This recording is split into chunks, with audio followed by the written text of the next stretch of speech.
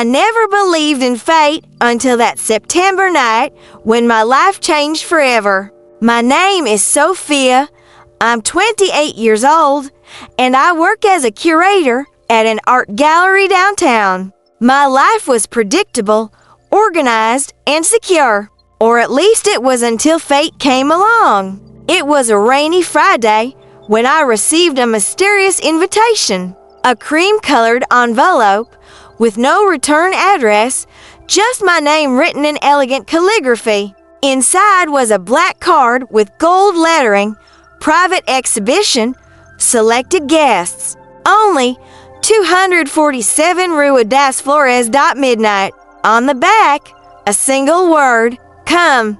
My heart raced. In 10 years of working in art, I had never received anything like this. I should have ignored it, thrown it away, forgotten it. But curiosity has always been my weak point, and that curiosity was about to consume me in ways I never imagined.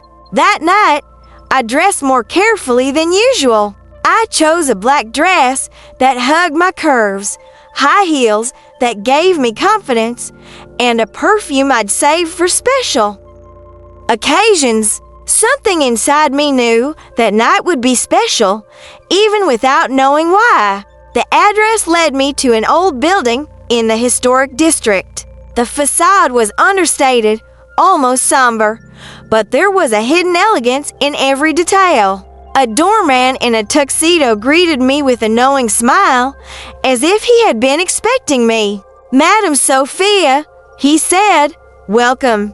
How did he know my name?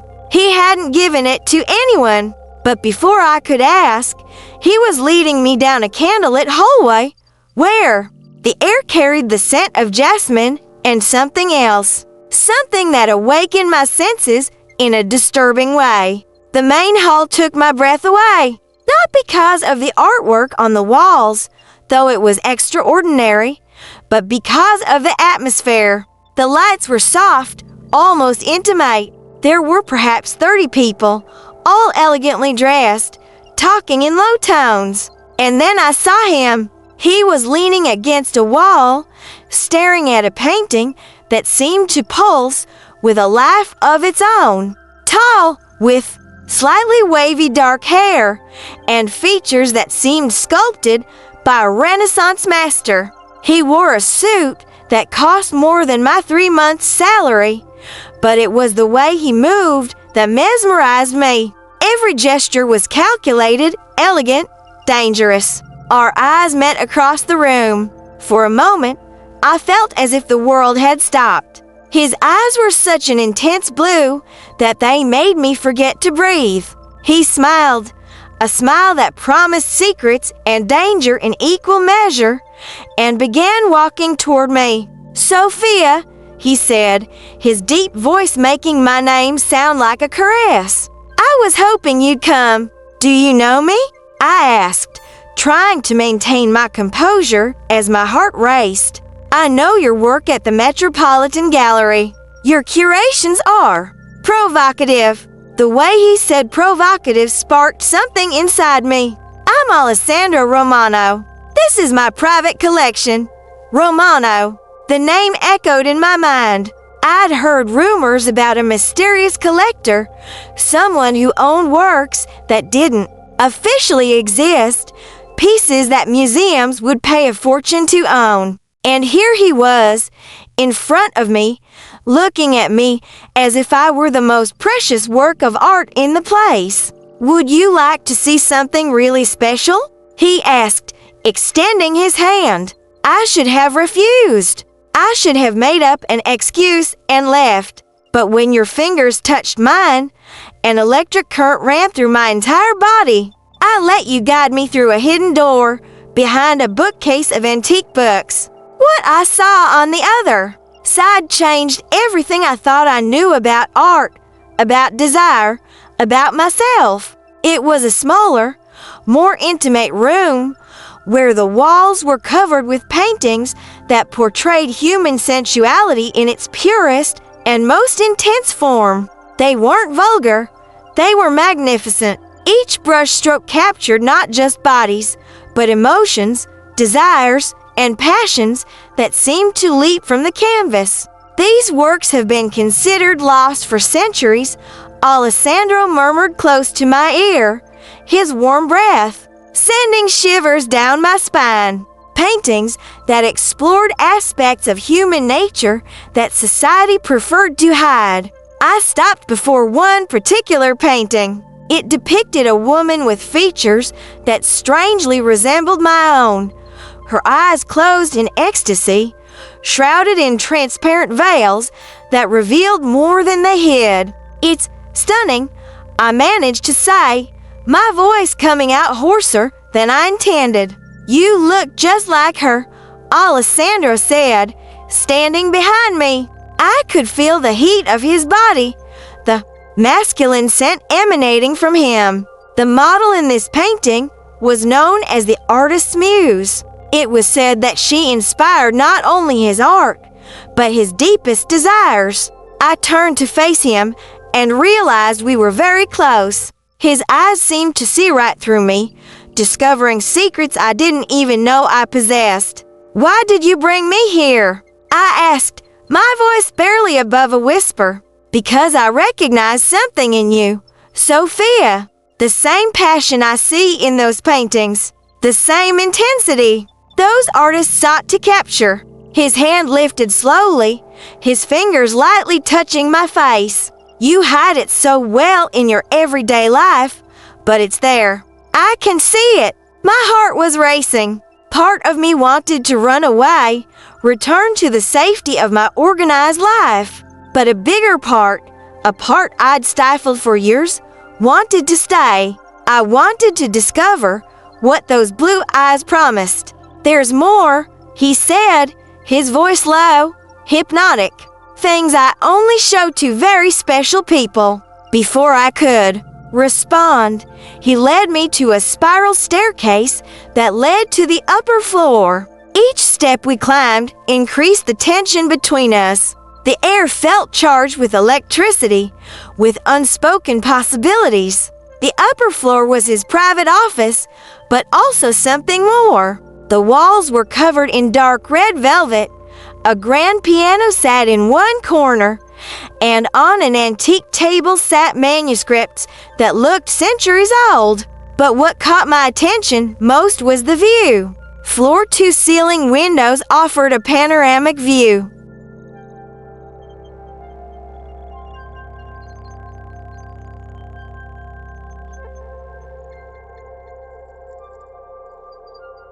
Of the city, the lights twinkling like earthly stars. "Sometimes I stay here for hours," Alessandro said, pouring two glasses of a wine that looked like ruby liquid, watching life unfold down there, imagining the stories each light represents.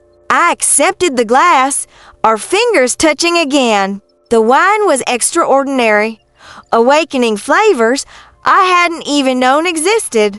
"And what story do you have for me?" I asked, surprised at my own boldness. He smiled, that dangerous smile that made my skin crawl. The story of a woman who spent years hiding behind a mask of professionalism and control, who built walls so high around her desires that she almost forgot they existed. He took a step toward me until one night she decided to let the mask slip.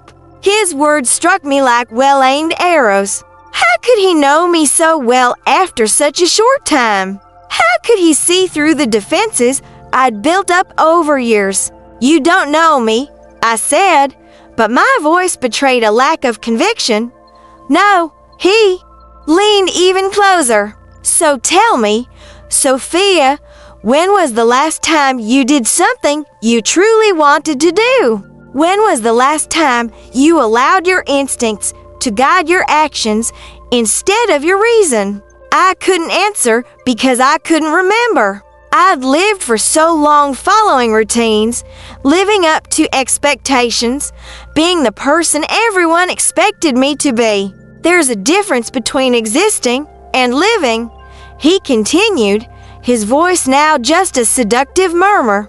between following the rules and following your heart, between what's safe and what's real. He placed his wine glass on the table and turned to me fully. The intensity in his eyes was almost tangible. Tonight could be just another night in your perfectly organized life, or it could be the beginning of something that will change you forever. My rational mind screamed at me to get out of there, to stop being carried away by a man I barely knew, by promises that might be empty. But my body betrayed my reason. Every cell in me was alive, awake, yearning for something I couldn't even name. "What are you offering me?" I asked, my voice barely audible. "The chance to discover who you really are when no one is watching. The chance to truly feel without fear of the consequences." He held out his hand. "But you have to choose, Sophia, because once you cross that line, there's no going back." I looked at his outstretched hand, that hand that promised to take me to places I hadn't even known existed, that promised to awaken parts of me I'd buried under years of responsibility and self-control, a hand that could destroy me or set me free. The silence between us was heavy, charged with sexual tension and unspoken promises. Outside, the rain continued to fall, isolating us from the outside world. It was as if that moment existed outside of time, outside of reality. I took a deep breath, and before I could change my mind, I placed my hand in his. The smile that spread across Alessandro's face was triumphant and tender at the same time. He intertwined our fingers and gently pulled me closer. "Now," he whispered against my lips, "let me show you what lies behind the veil." And then he kissed me. It wasn't gentle or hesitant. It was intense, passionate, charged with all the desire that had been building between us since the moment our eyes met. I felt like I was melting and on fire at the same time. When we pulled apart, I was breathless, my heart pounding so hard I was sure he could hear it. "This is just the beginning," he said, his lips brushing my ear. "There's so much more to discover." And I knew he was right. That night, I had crossed a line that could no longer be uncrossed. I had discovered a version of myself I hadn't known, a Sophia who wasn't afraid of her desires, who didn't hide behind social masks. But I also knew that this was just the beginning of a journey that would change my life forever. A journey where I would finally learn the difference between living safely and living passionately. And as Alessandro led me by the hand through that night that promised to be unforgettable, a single certainty echoed in my mind. I would never again be the same person who entered that building a few hours earlier. The veil had fallen, and there was no turning back. The weeks that followed that night were an emotional roller coaster. Alessandro wasn't just an art collector. He was a collector of experiences, of intense moments, of people who could awaken something deep within his soul, and I had become his newest discovery. He would show up at the gallery where I worked, always at the end of the day, when the lights were fading and the hallways were empty. He would bring exotic flowers I'd never seen before, send messages that were veritable poems in prose, and invite me to dinner at restaurants not listed in any guidebook. "You're changing," my best friend, Marina, said during one of our weekly lunches. "There's something different about you, a light in your eyes that wasn't there before." And she was right. I felt as if I were waking from a deep sleep. Colors seemed more vibrant, flavors more intense.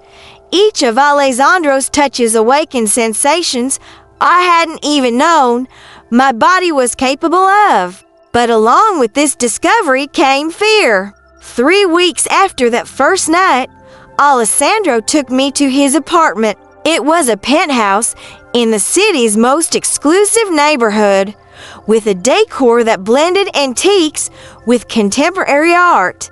But what impressed me most was his private library. It held thousands of books, rare manuscripts, and first editions worth a fortune. "Literature has always been my first love," he said, running his fingers along the spine of an old copy. "Words have the power to evoke emotions that sometimes even art cannot achieve." It was in that library that our relationship took an even deeper turn.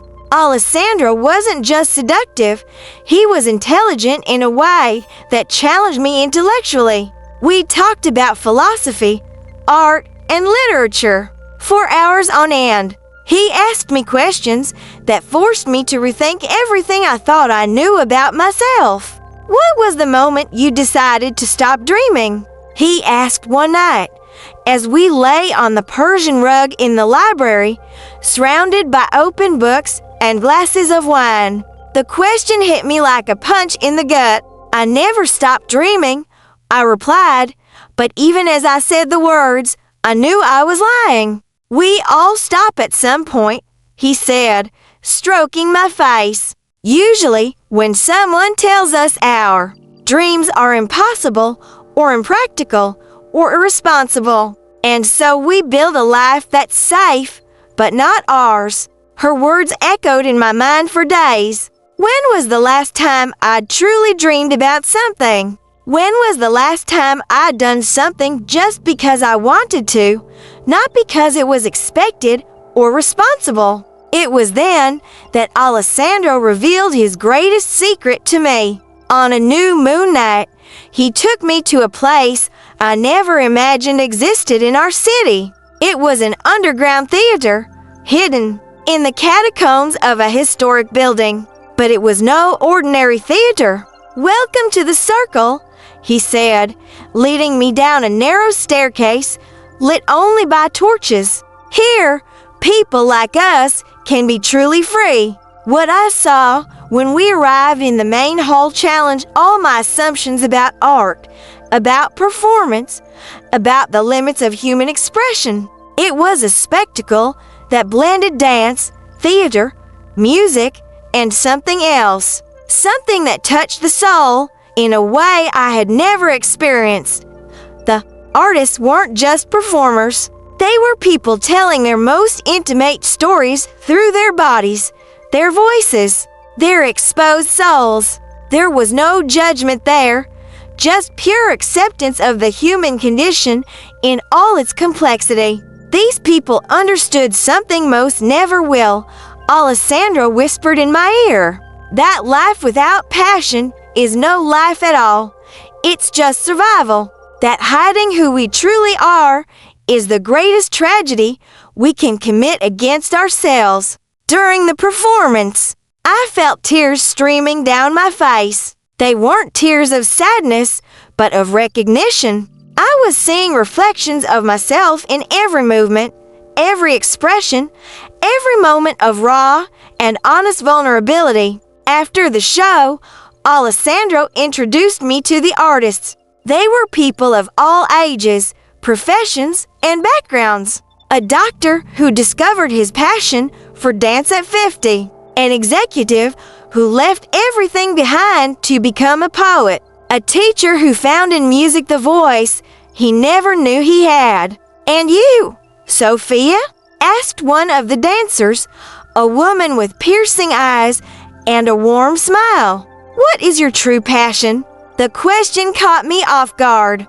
I stammered a few words about art and curation, but she shook her head. "No, dear, that's what you do. I'm asking about what you are." I returned home that night with my mind racing. Alessandro had walked me to the door, but he didn't go upstairs. "You need to process all this alone," he said, kissing me gently on the forehead. "When you're ready for the next discovery, come find me."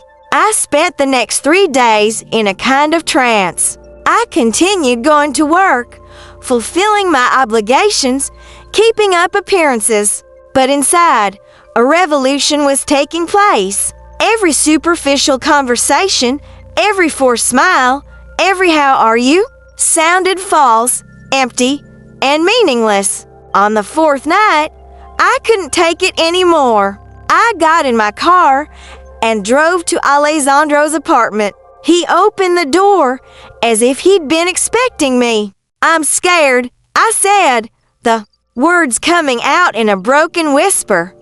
"Of what?" he asked, pulling me inside. "Of discovering that the life I've built was all based on lies I told myself. Of discovering that I've spent years being an edited version of who I really am." The tears began to fall.